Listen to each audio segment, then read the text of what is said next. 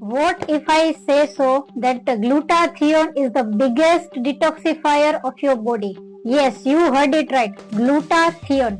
હવે ગ્લુટાથિયોન આપણા શરીરના દરેક સેલમાં ઓલરેડી પ્રેઝન્ટ હોય છે અને જે મેજર ડિટોક્સિફિકેશન માટેનું જવાબદાર ન્યુટ્રિયન્ટ છે.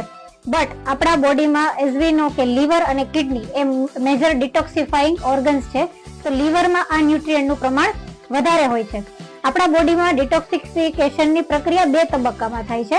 સૌથી પહેલું કે જે ફ્રી રેડિકલ્સ કે ટોક્સિન છે એ ફેટ સોલ્યુબલ એટલે કે ચરબી દ્રાવ્ય બની અને આપણા બોડીમાં સ્ટોર થાય, અને પછી આ જ ટોક્સિન પાણી દ્રાવ્ય એટલે કે વોટર સોલ્યુબલ બની અને આપણા સ્ટૂલ, યુરિન તેમજ પર્સ્પિરેશન એટલે કે પરસેવા દ્વારા રિમૂવ થાય.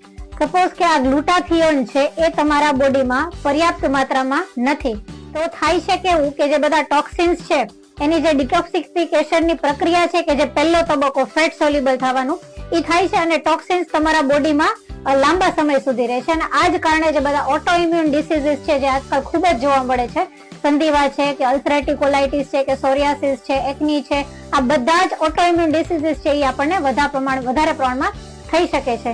તો પહેલી વસ્તુ કે ગ્લુટાથિયોન છે એ આપણા ખોરાકમાં કઈ રીતે મળે, તો ક્રુસિફેરસ વેજીટેબલ્સ એટલે કે કેબેજ, કોબીજ, કોલીફ્લાવર, બ્રોકોલી જેવા જે શાકભાજી છે એમાંથી ગ્લુટાથિયોન વધારે પ્રમાણમાં મળે છે. અને આ ઉપરાંત ઓનિયન તેમજ ગાર્લિક, ડુંગળી અને લસણમાં પણ ગ્લુટાથિયોનનું પ્રમાણ હોય છે. અને જો ક્રિટિકલી લો ગ્લુટાથિયોન તમારા બોડીમાં હોય છે અને જો તમને ઓલરેડી કોઈ ઓટો ઇમ્યુન ડિસીઝ છે તો તમારા હેલ્થ કેર પ્રોવાઈડર પાસેથી જાણીને એનું સપ્લિમેન્ટ લેવું પણ ખૂબ જરૂરી છે.